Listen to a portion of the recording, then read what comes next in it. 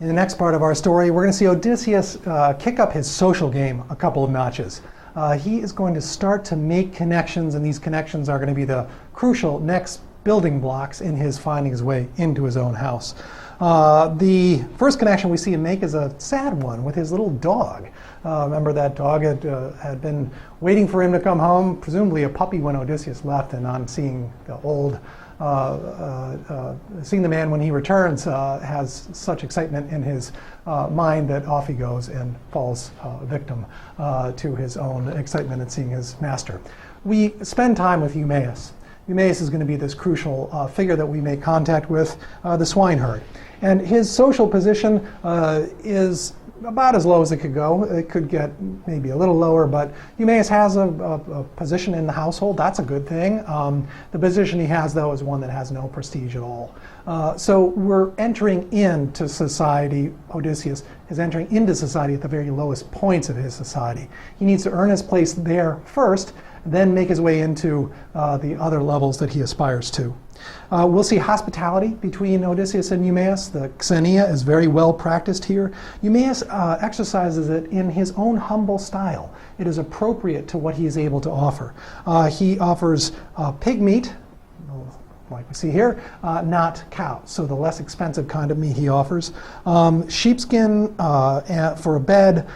There's a simple cloak involved. We're not in the world of fancy, fabulous tapestries and jewel-encrusted furniture or anything like that. Odysseus is a good guest. He accepts the gift. They make a connection over their sharing of that gift, and all is well.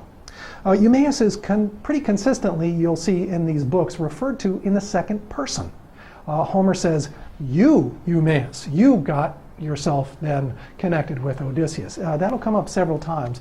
Many people say, "My goodness, that's strange. It doesn't happen elsewhere in Homer's epic poetry."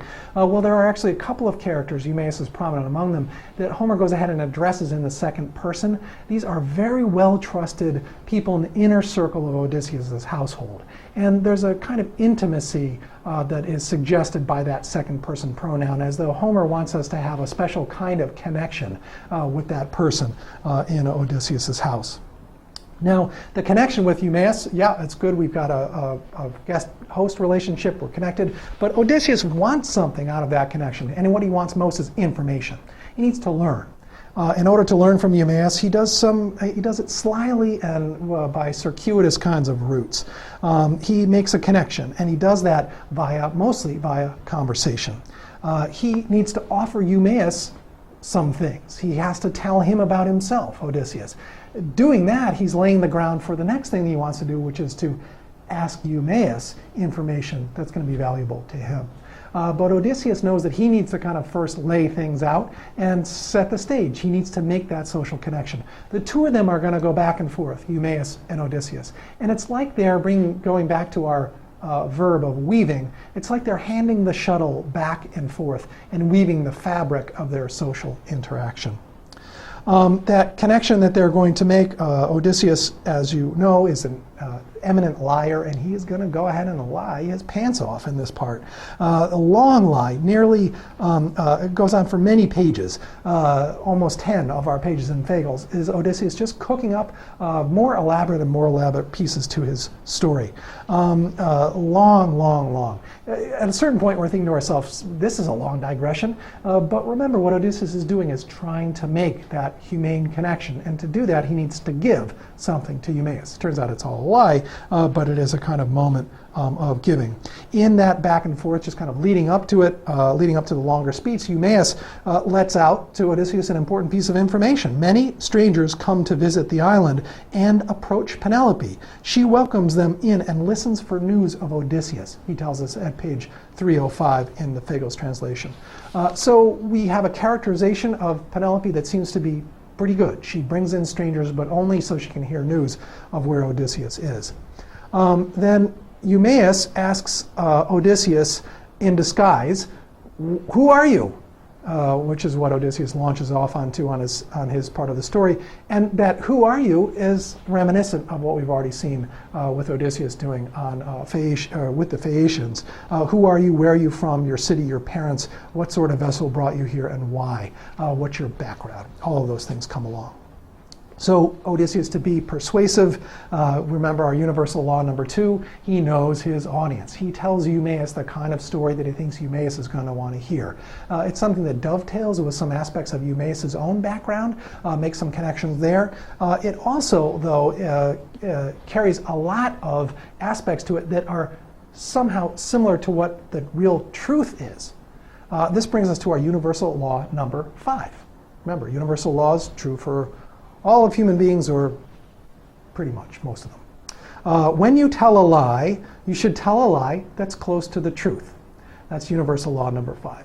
When you tell a lie, you should tell a lie that's close to the truth. This lets you inhabit the lie as though you really lived it, because it's close to something that you knew. And if you're ever about to get caught out in something, what you say in your lie, as long as it's close to what really happened, there'll be a way for you to fill in whatever gap shows up later.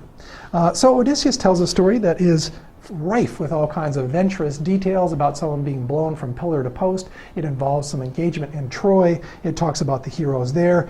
We have lots of detail that maps onto what Odysseus himself has actually really experienced. It helps Odysseus inhabit that story persuasively, make it seem like it's true, and gives him a way to avoid getting caught out. One aspect of the story that he closes with is that Odysseus is on his way, he tells Eumaeus. Now, this is going to be a very good way for Odysseus to start to test where Eumaeus' loyalties are. When Odysseus says, "Hey, Odysseus is coming," he can look right at Eumaeus' eyes to say, "What do you think of that? What do you make of that?"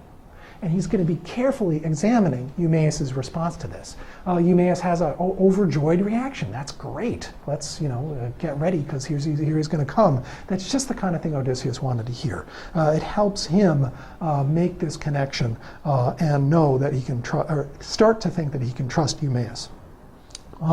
At the end of this long story, though, that Odysseus tells, Eumaeus has this wonderful reaction to it. "Oh yeah, well, there's lots of lies. People tell us lies all the time," coming through here, page 313. In fact, I just recently heard from someone who claimed they came from this Greek that you talked about, Idomeneus and Crete. So blah, blah, blah, blah. But in the meantime, I'm going to be a good host. The reason I'm going to be nice to you is not because I believe all your lies. It seems like you're just telling tall tales, but instead I'm going to be a good host. And that connection between the two of them is sealed on this host-guest relationship of Xenia. Neither one of them is a fool. Even Eumaeus at the low end of the totem pole, social totem pole, is not a fool. So the connection between them is just getting started. It's going to build to new depths in the coming books.